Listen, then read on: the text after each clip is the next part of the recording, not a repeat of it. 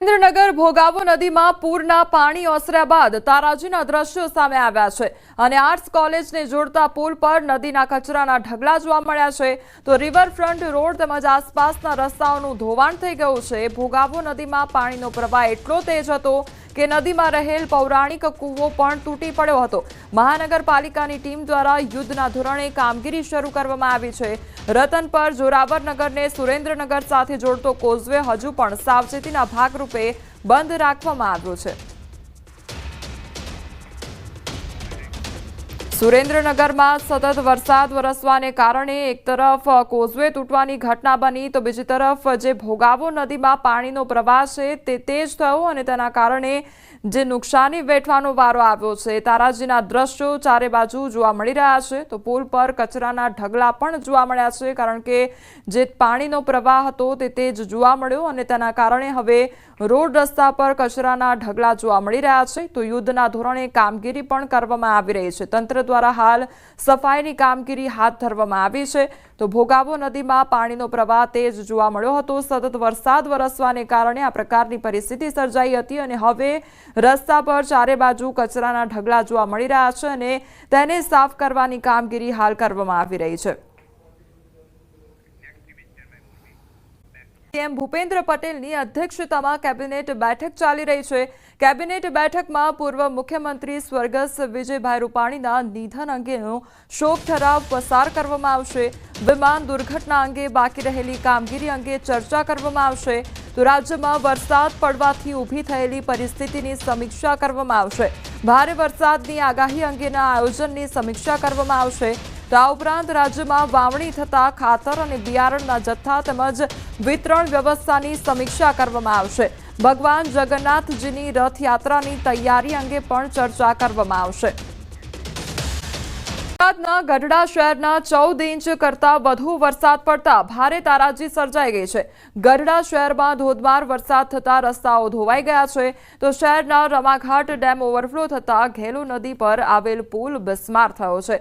પુલ પર મસમોટા ખાડા પડતા વાહન ચાલકો હેરાન પરેશાન થઈ રહ્યા છે તો આ પુલ ભડલીના ઝાપે સામાકાંઠા અને ઢસા તેમજ મંદિરે જવાનો રસ્તો છે તેથી લોકોએ તાત્કાલિક પુલ પર સમારકામ કરવા માટેની માંગ કરી છે।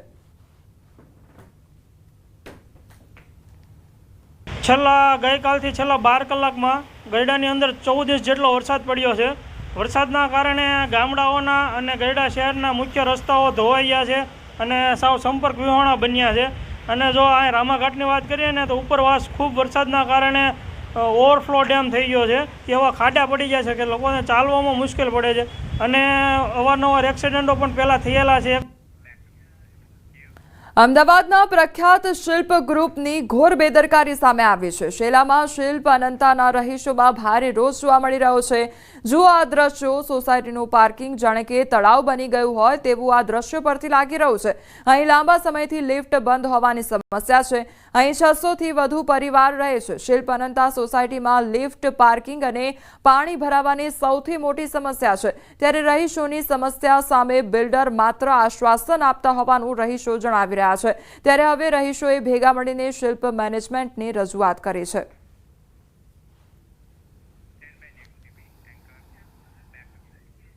અમદાવાદ પ્લેન દુર્ઘટના બાદ પાલિકા ઊંઘમાંથી જાગી અને એરપોર્ટને નડતર રૂપ 27 પૈકીની 5 ઇમારતોનો રીસર્વે શરૂ કરવામાં આવ્યો છે તેમજ પાલિકાના કાસા રિવેરા તેમજ વેસુના કેપીએમ ટેરા અને સેલેસ્ટિયલ ડ્રીમ્સ પ્રોજેક્ટમાં કાર્યવાહી હાથ ધરવામાં આવી છે। ત્રણેય મિલકતોના 2.5 થી 5 કરોડની કિંમતના 151 વૈભવી ફ્લેટ ખાલી કરવા માલિકોને આદેશ આપવામાં આવ્યો છે। આ 3 ઇમારતોને બીયુ ન આપવામાં આવી તો બિલ્ડિંગ ખાલી કરવા આદેશ કરવામાં આવ્યો છે। અમદાવાદથી લંડન જતી ફ્લાઇટનું અમદાવાદ એરપોર્ટ નજીક જે રીતે ક્રેશ થયો છે ત્યારબાદ દેશભરમાં એરપોર્ટને નડતર બિલ્ડિંગો હોય તેને લઈને કામગીરી શરૂ કરવામાં આવી છે ત્યારે સુરત એરપોર્ટને 27 જેટલી બિલ્ડિંગો નડતરરૂપ છે। આ મુદ્દો છેલ્લા 5 વર્ષથી ચાલી આવ્યો છે ત્યારે તંત્ર અને મહાનગરપાલિકા દ્વારા 5 જેટલી બિલ્ડિંગોનો સર્વે કરવામાં આવ્યો હતો અને 3 જેટલી બિલ્ડિંગોને નોટિસ આપવામાં આવી છે. તેમાંની આ એક બિલ્ડિંગ છે સુરતના વેસુ રોડ પર આવેલું સેલેસ્ટિયા ડ્રીમ્સ નામનું બિલ્ડિંગ છે કે જેમાં 41 ફ્લેટ હોલ્ડરોને નોટિસ આપવામાં આવી છે. કહી શકાય છે કે એરપોર્ટ અને રનવેને નડતરરૂપ આ બિલ્ડિંગો છે. લાંબા સમયથી આ વિવાદ ચાલી રહ્યો છે અને જે પ્રકારે કહી શકાય 27 કરતાં વધુ બિલ્ડિંગો છે, પ્રોજેક્ટો છે તે નડતરરૂપ છે. તેને લઈને લાંબા સમયથી એરપોર્ટ ઓથોરિટી અને મહાનગરપાલિકાને લઈને ઘણા સમયથી વિવાદ ચાલી રહ્યો છે. પણ અમદાવાદની ઘટના બાદ હવે સરકાર અને તંત્ર જાગ્યું છે અને સર્વેની કામગીરી કરવામાં આવી હતી, જેમાં 5 બિલ્ડિંગનો સર્વે કર્યા બાદ 3 બિલ્ડિંગ જે નડતરરૂપ છે તેમને નોટિસ આપવામાં આવી છે. તેમાંનું આ એક બિલ્ડિંગ છે. જો કે આ બિલ્ડિંગ જે તે સમયે બનતી હતી ત્યારે મહાનગરપાલિકાના અધિકારીઓ દ્વારા ધ્યાન આપવામાં ના આવ્યું અને બિલ્ડિંગ બની ગઈ છે અને છેલ્લા 5 વર્ષથી જ્યારે આ બિલ્ડિંગમાં લોકો રહે છે ત્યારે અમદાવાદની ઘટના બાદ હવે મહાનગરપાલિકાએ 41 ફ્લેટ હોલ્ડરોને આ બિલ્ડિંગ તાકીદે ખાલી કરવા માટેની નોટિસ આપી છે. અમદાવાદના ધોલેરા અને બોટાદ જિલ્લાના ભાલ પંથકમાં સતત પાણીની આવક થઈ છે. બરવાળા પંથકમાં અતિભારે વરસાદના કારણે ભાલ પંથકમાં પાણી પહોંચ્યા છે. ધોલેરા અને હેબતપુરની બરવાળા રોડ પાણીમાં ગરકાવ થયો છે.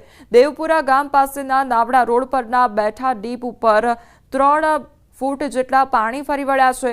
તો લીલકા અને ઉતાવળી નદીના પાણી ભાલ પંથકમાં પ્રવેશ્યા છે અને પાણી ભરાતા નાના વાહનોની અવરજવર સંપૂર્ણ બંધ થઈ ગઈ છે. તો અહીંથી ફક્ત મોટા વાહનો જ પસાર થઈ શકે છે. તો બરવાળા રોડ પરના દ્રશ્યો સામે આવ્યા છે કે જ્યાં સતત વરસાદ વરસવાને કારણે પાણીનો પ્રવાહ તેજ થયો છે અને જે રોડ રસ્તા છે તે પણ બંધ થઈ ગયા છે. તેના કારણે જે વાહન ચાલકો છે તેમને હાલાકી વેઠવાનો વારો આવ્યો છે. તો નાના વાહનોની અવરજવર સંપૂર્ણપણે બંધ કરી દેવામાં આવી છે. બોટાદમાં ખેતરોમાં ફસાયેલા 18 મજૂરોનું રેસ્ક્યુ કરવામાં આવ્યું છે. ગઢડા પીપળિયા ગામે મજૂરો ફસાયા હતા અને ખેત મજૂરી કરતા 2 પરિવારો ફસાઈ ગયા હતા. તો એનડીઆરએફની ટીમે તમામ લોકોનું રેસ્ક્યુ કર્યું હતું. ખેત મજૂરી કરવા માટે આ 2 પરિવાર ગયા હતા અને તે દરમિયાન સતત વરસાદ વરસી રહ્યો હતો. તે દરમિયાન જે પાણીનો પ્રવાહ હતો તે એકાએક વધી જતા તે લોકો ફસાઈ ગયા હતા. ત્યારબાદ તેમનું રેસ્ક્યુ કરવામાં આવ્યું હતું. એનડીઆરએફની ટીમ ઘટના સ્થળે પહોંચી આવી હતી અને ત્યારબાદ આ પરિવારજનોનું રેસ્ક્યુ કરવામાં આવ્યું હતું. તો ખેત મજૂરી કરવા માટે 2 પરિવાર ગયા હતા અને તે દરમિયાન સતત વરસાદ વરસવાને કારણે જે પાણીનો પ્રવાહ હતો તે સતત વધી ગયો હતો અને તેના કારણે આ જે 2 પરિવારો છે તે ફસાઈ ગયા હતા. 18 જેટલા મજૂરો હતા કે જેઓ ફસાઈ ગયા હતા અને ત્યારબાદ તેમનું રેસ્ક્યુ કરવામાં આવ્યું હતું. એનડીઆરએફની ટીમ ઘટના સ્થળે પહોંચી આવી હતી અને ત્યારબાદ આ પરિવારજનોનું રેસ્ક્યુ કરવામાં આવ્યું હતું.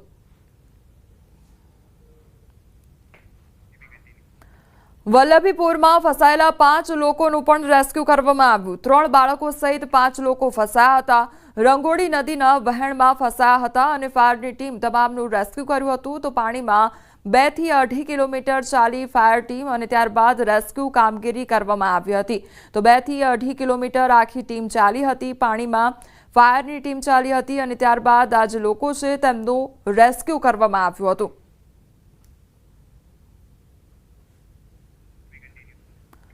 સુરેન્દ્રનગર ભોગાવો નદીમાં પૂર આવતા નીચાણવાળા વિસ્તારમાં ધસમસતા પાણી આવ્યા અને નદીના પ્રવાહમાં ફસાયેલા 22 લોકોને રેસ્ક્યુ કરી સલામત સ્થળે ખસેડવામાં આવ્યા હતા. શહેરના બસ સ્ટેન્ડ પાછળ રહેતા ઘરમાં પાણી ઘૂસી જતા મહાનગરપાલિકા ટીમ અને સ્થાનિકોએ લોકોને રેસ્ક્યુ કરી બચાવ્યા હતા. તો હાલ 22 લોકોને સરકારી આશ્રય ઘરમાં રાખવામાં આવ્યા છે. તો જે લોકો ફસાઈ ગયા હતા તેમનું રેસ્ક્યુ કરીને તે લોકોને સુરક્ષિત સ્થળે ખસેડવામાં આવ્યા છે. તો તમામને સલામત સ્થળે ખસેડવામાં આવ્યા છે. સુરેન્દ્રનગરના દ્રશ્યો સામે આવ્યા છે કે જ્યાં સતત વરસાદ વરસવાને કારણે લોકો ફસાઈ ગયા હતા અને ત્યારબાદ તેઓનું રેસ્ક્યુ કરવામાં આવ્યું હતું. ભોગાવો નદીમાં ફસાયેલા લોકોનું રેસ્ક્યુ હાથ ધરવામાં આવ્યું. તો તમામને જે સુરક્ષિત સ્થળ છે તે સ્થળે ખસેડવામાં આવ્યું હતું. 22 જેટલા લોકો જે અત્યારે સરકારી આશ્રય ઘરમાં રાખવામાં આવ્યા છે. સુરક્ષિત સ્થળે તેમને આશરો આપવામાં આવ્યો છે.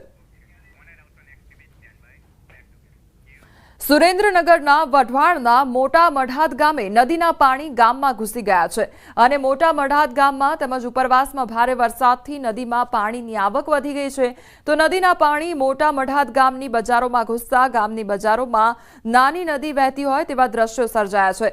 નદીના પાણી ગામમાં ઘૂસતા ગ્રામજનોને હાલાકી વેઠવાનો વારો આવ્યો છે તો મોટા મઢાદ ગામની સીમમાં પણ ખેતરો જળબંબાકાર બન્યા છે।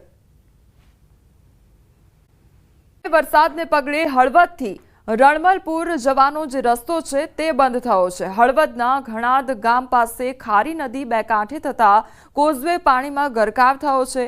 હળવદથી રણમલપુર તેમજ અંજાર અને ઘણાદ ગામ તરફ જવાનો જે રસ્તો છે તે બંધ થઈ ગયો છે, જેના કારણે કેટલાય એવા ગામો છે કે જે સંપર્ક વિહોણા થયા છે। બીજી તરફ સ્થાનિકોને પણ હાલાકી વેઠવાનો વારો આવ્યો છે। રાજકોટ શહેરમાં મેઘરાજાએ ધડબડાટી બોલાવી દીધી છે અને 2 કલાકમાં શહેરમાં 1.5 ઇંચ જેટલો વરસાદ ખાબક્યો છે। 1.5 ઇંચ વરસાદમાં શહેરના રાજમાર્ગો પાણી થઈ ગયા છે। યાજ્ઞિક રોડ, હેમુ ગઢવી હોલ તેમજ નાના Mahuva road, 150 foot ring road સહિતના વિસ્તારોમાં પાણી ભરાઈ ગયા છે। રસ્તા પર ઠેર ઠેર પાણીનું સામ્રાજ્ય જોવા મળ્યું છે તો પાણી ભરાતા વાહન ચાલકોને ભારે હાલાકી પડી રહી છે। પાલિકાની પ્રી મોન્સૂન કામગીરીની પોલ ખુલી ગઈ છે। પ્રી મોન્સૂનની કામગીરીના નામે રાજકોટ મહાનગરપાલિકા દ્વારા દર વર્ષે લાખો કરોડ રૂપિયા છે તે ચોપડે ઉધારવામાં આવતા હોય છે। બીજી તરફ આપને હું દ્રશ્યો બતાવી રહ્યો છું। આ દ્રશ્યો છે રાજકોટના હેમુ ગઢવી હોલ પાસે આવેલા રોડના દ્રશ્યો છે। જોઈ શકાય છે કે માત્ર અડધોથી 1.5 ઇંચ જ વરસાદ છે તે વડોદરાના ખોડિયારનગર 4 રસ્તા પાસે જર્જરિત મકાનની દિવાલ ધરાશાય થઈ। વર્ષો જૂના બંધ મકાનની દિવાલનો ભાગ તૂટ્યો તો રાજીવનગર 2 માં બની આ ઘટના અને દિવાલ ધરાશાયી થતા એક કાર અને 3 બાઇકને નુકસાન પહોંચ્યું છે। જો કે સદનસીબે આ ઘટનામાં કોઈ જાનહાનિ સર્જાઈ નથી। ઘટનાની જાણ થતાં ફાયર વિભાગ અને પોલીસે સ્થળ પર પહોંચીને તપાસ હાથ ધરી હતી।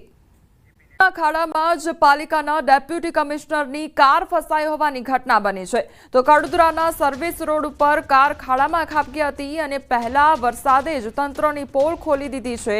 હાઈવે ઓથોરિટીએ બુલડોઝરથી કાર બહાર કાઢી તો ભારે જહેમત બાદ હેમખેમ ગાડી બહાર કાઢવામાં આવી અને ગાડી ફસાતા નગરપાલિકા સહિતનો કાફલો સ્થળ પર પહોંચ્યો હતો તો ઠેર ઠેર ખાડાને કારણે સમસ્યા સર્જાઈ અને ગતરોજ ઘટના બનતા વિડીયો સોશિયલ મીડિયામાં વાયરલ થઈ રહ્યો છે। તો સુરતનો આ સમગ્ર મામલો સામે આવ્યો છે જ્યાં સતત વરસાદ વરસવાને કારણે રોડ રસ્તા પર ખાડા પડી ગયા છે ત્યારે સુરતના ખાડામાં જ પાલિકાના જે ડેપ્યુટી કમિશનર છે તેમની કાર ફસાઈ ગઈ છે। કડોદરાના સર્વિસ રોડ ઉપર કાર ખાડામાં ખાબકી હતી તો પહેલા વરસાદે જ તંત્રની પોલ ખોલી દીધી છે।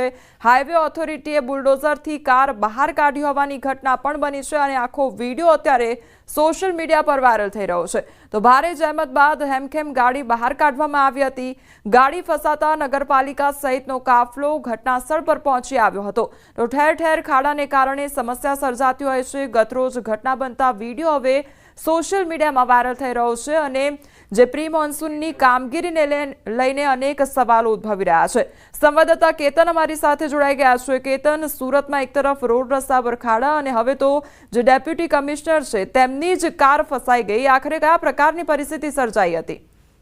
ચોક્કસથી વાત કરું કોમલ તો સુરત જિલ્લાના પલસાણા તાલુકાના કડોદરા નેશનલ હાઈવે પર એક સુરત શહેરના ડેપ્યુટી કમિશનરની કાર ફસાવાનો મામલો સર્જાયો હતો અને કાર જે પાણીની અંદર ફસાઈને ખાડામાં ફસાયા બાદ હાઈવે ઓથોરિટી સરકારી અધિકારી અને ભાજપના મેણા પીપળાના અધિકારીઓને કે ચૂંટાયેલા સદસ્યોને મદદરૂપ થાય છે। આમ જનતાની જો ગાડી ફસાય તો અનેક વખત રજૂઆત કરવા છતાં પણ હાઈવે ઓથોરિટીના ઘોર નિંદ્રામાં બેઠેલા અધિકારીઓને આ દેખાતું નથી। ગત ચોમાસાથી આ હાલત સર્જાતી, ગત ચોમાસામાં જે ખાડા પડ્યા હતા એ જ ફરી આ વખતે પણ ખાડા પડવા પામ્યા છે। નદીઓ વરસાદની અંદર હાઈવેની જે ખાવા પડતા હાઈવેની કામગીરી પર પણ અનેક સવાલો ઉઠવા પામ્યા છે। ખાસ કરીને લોકોનામાં માંગ ઉઠી છે કે આ જે રોડ રસ્તા અને ટેક્સના પૈસાઓ જે ઉઘરાવે છે, ટોલ ટેક્સ ઉઘરાવો તો છતાં પણ રસ્તા સારા નહીં રહેતા આમ જનતાઓમાં ભારે રોષ જોવા મળી રહ્યો છે।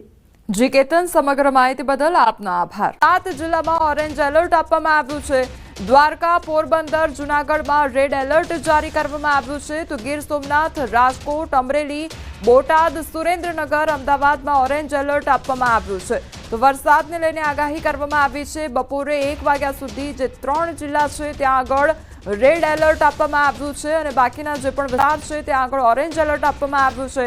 અમદાવાદ શહેરની ખાસ કરીને વાત કરવામાં આવે તો અમદાવાદ શહેરમાં ઓરેન્જ એલર્ટ આપવામાં આવ્યું છે.